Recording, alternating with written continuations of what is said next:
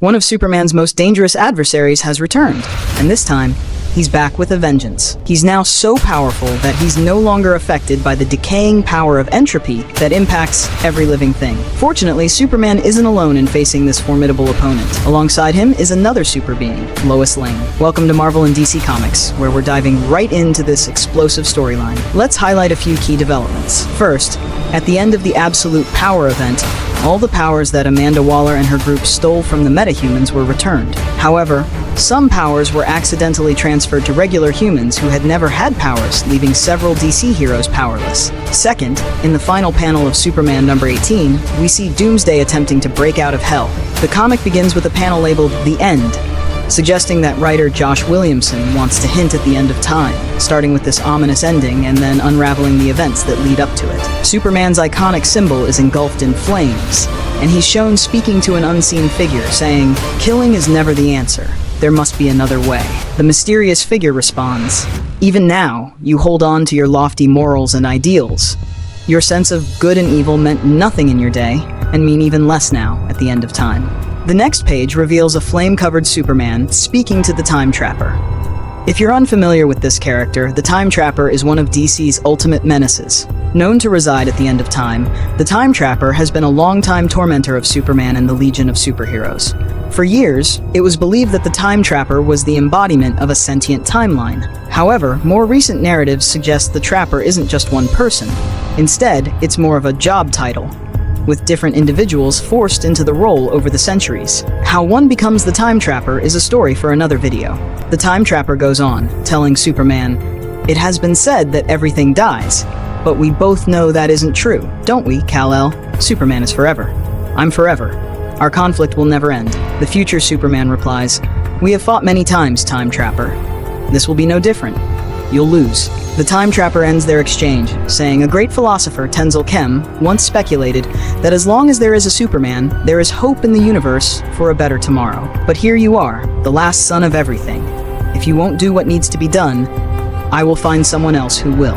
He then disappears from what appears to be a devastated Metropolis at the end of time, with ruined buildings and floating rubble visible in the background. The next page shifts to the present day. We see Jimmy Olsen attempting to talk to Lois Lane, now the editor-in-chief of the Daily Planet. He tries to show her a picture he wants to feature on the next day's front page, but she's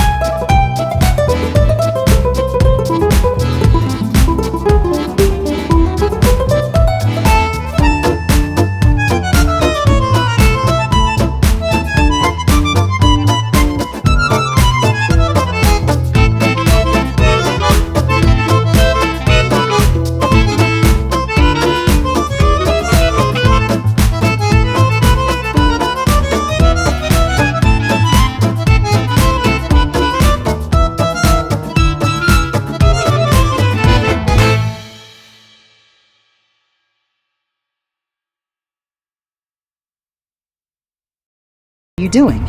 I thought you moved past crime like this," to which Atomic Skull replies, "Sorry, Superman. My new babies are eating me out of house and home." On the next page, the scene shifts to Supercorp Tower, where we see several employees, including Director Graves, guiding Superman and Superwoman on how to respond to the attack. One of the employees asks, "When did he get a zoo?" Another responds, "Maybe the animals transformed when Waller's Super Amazons returned all the powers they stole."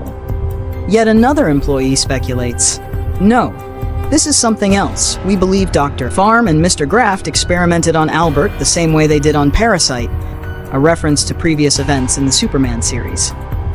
One Supercorp employee notes, Wonder Woman's power readings continue to be stable, Director Graves. Graves advises Lois, you're clear to use frost breath, but heat vision is a big no-no.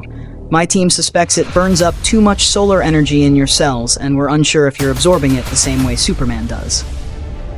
Clearly, Supercorp is monitoring Lois's powers closely, as she wasn't meant to acquire them. Graves then asks, hold on, who's monitoring Superman's red levels? We can't risk a repeat of last time when they maxed out. An employee responds, that would be Lena Luthor, ma'am. Frustrated, Graves asks, and where is she exactly? She knows Lena isn't there and isn't doing her job. The story shifts to Lena's apartment, where she's spending time with her father, Lex. She shows him old videos of him in his mech suit, shouting, I'll kill you, Superman! A confused Lex remarks, yikes, that can't be healthy. Lena looks at him saying, nothing? Lex replies, yeah. I don't remember this at all, and to be honest, Lena, I don't think I want to. You may be wondering why Lex doesn't remember anything. To answer that, we have to go back to Superman number 15, part 6 of the Brainiac story. In the battle to defeat Brainiac, Lex realized that to destroy Brainiac's greatest weapon, his brain, he'd have to connect his own mind directly to Brainiac's 12th level intellect. This came with a very real risk of death. Nonetheless, Lex was willing to make the sacrifice, hoping to prove to Lena and Superman that he had changed. While Lex survived the ordeal and Brainiac was defeated, his memory was completely erased, leaving him with no recollection of who he is or his past villainy. This brings us to the present, where Lex has no memory of the video he's watching. At that moment, Graves radios Lena, yelling, "Why are you not at your post?" Lena, startled, promises to leave right away, first asking Lex if he'll be okay. Lex reassures her, looking out the window, saying, "Don't worry about me, Lena. I think I'll take a walk through the city. It's such a nice day." We then return to Superman and Superwoman, who have subdued Atomic Skull and rounded up his creatures, just as Jimmy Olsen zooms in on a motorcycle, determined to get a shot of Superwoman for Lois. Before he can reach them, both heroes fly off, with Superman saying, "Poor Jimmy." As they soar through the sky, Superman asks Lois how she's feeling.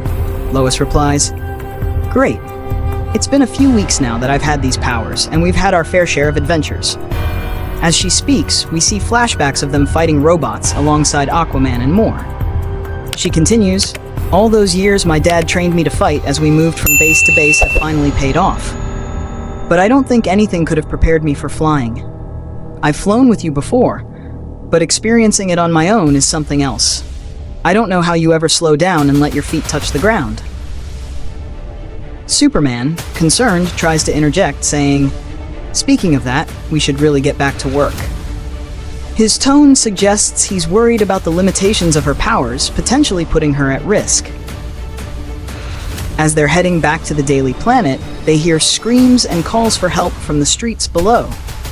Naturally, they fly down to investigate, only to find, to their shock, that the people are fleeing from none other than Doomsday, who has finally broken free from hell. Here's some background on Doomsday's time in the underworld. In the Action Comics Doomsday special, we learn that after his defeat by Superman in the Death of Superman, Doomsday ended up in hell. Over time, he didn't just survive, he conquered. Doomsday managed to overthrow the first of the Fallen, also known as the Devil, to become the new ruler of hell. But how did he achieve that? As it turns out, belief is everything, according to Satan himself. Over time, Doomsday converted the damned into his loyal followers, securing his position as the new Lord of Hell. He used the strong beliefs of the damned to slowly open a gate that would eventually allow him to return to Earth. However, since the Devil could no longer fight Doomsday himself, if he does, heaven's gonna come down and knock it. He turns to Martian Manhunter and Supergirl for help. He asks them to break the damned soul's faith in Doomsday so that he could reclaim his throne. In return, he promises that if they defeat Doomsday, he'll ensure he's trapped in hell forever. Though reluctant, the heroes agree, and with special armor given to her by the Devil, Supergirl manages to defeat Doomsday. As planned, his defeat causes the damned to lose their faith in him, closing the gateway back to Earth and restoring the Devil's throne. However, in the last page of the Doomsday special, despite the devil's promises, Doomsday is seen relentlessly pounding on the door of hell, a barrier made from the flesh of the damned, and breaks through it. He's now back on Earth, ready for a rematch with Superman. That brings us to Superman number 19. We find Superman and Superwoman scrambling to save lives, while at Supercorp, Director Graves announces, "All hands on deck, we've got a super-level threat. I thought we confirmed that Doomsday was in hell." Someone explains, "He might have died there, and his resurrection forced a new evolution, Miss Graves." This might explain his escape, or maybe he simply punched his way out of hell. Regardless, Graves commands, it doesn't matter how he got here. Focus on saving lives. Get all available units to Superman and Superwoman's location now. Contact the Watchtower. We need the League on standby in case this gets worse. Lois then catches sight of Doomsday, horrified as she recalls their last encounter, the iconic image of her cradling a bloody, lifeless Superman in her arms. Lois's fear quickly shifts to anger as her eyes begin to blaze with heat vision. Knowing the devastation Doomsday can bring, Superman warns her, Doomsday is not some giant robot or misunderstood monster. He's an unstoppable force of nature. Get out of here and regroup with the family now. But Lois stands her ground, replying, "No way. This is my fight too." Reluctantly, Superman replies, "Then follow my lead." Just as he says this, Doomsday, surrounded by hellhounds, charges at them. But right before the battle can start, everything freezes. Time itself stands still, with only a confused Superman able to move, looking around and saying, "Nothing. Not a sound anywhere. The whole world has gone quiet. Time has stopped." A voice behind him comments, "One might say it has been trapped." Superman turns to find Time Trapper and demands, "What do you have to do with this, Time Trapper?" Observing the scene, Time Trapper asks, "Have you told Lois yet? That you will watch her wither with age and die? That you'll outlive everything? All your family and friends will be like sand in an hourglass as they waste away, forgotten to time. Of course, in some timelines, I've witnessed you choose to live a normal life among humans. A life without power. How selfish to deny the future of Superman." Cut to the chase, Superman asks, "You can visit any point in time. Why are you here now?" Time Trapper responds, "Because this moment is special. The horror that happens next will determine the fate of everything." Superman is shocked as Time Trapper reaches up, pulls back his hood, and reveals his true identity, saying, "I've died many times before, once at your own hands, back when you knew me as Doomsday." He continues, "We've been enemies for millennia, Superman, but now I need your help." The issue ends with a reveal. Time Trapper is an older, far more evolved Doomsday. This cliffhanger raises numerous questions. What are the limits of Lois's power, if any? What secret is Time Trapper hiding? Why does he need Superman's help?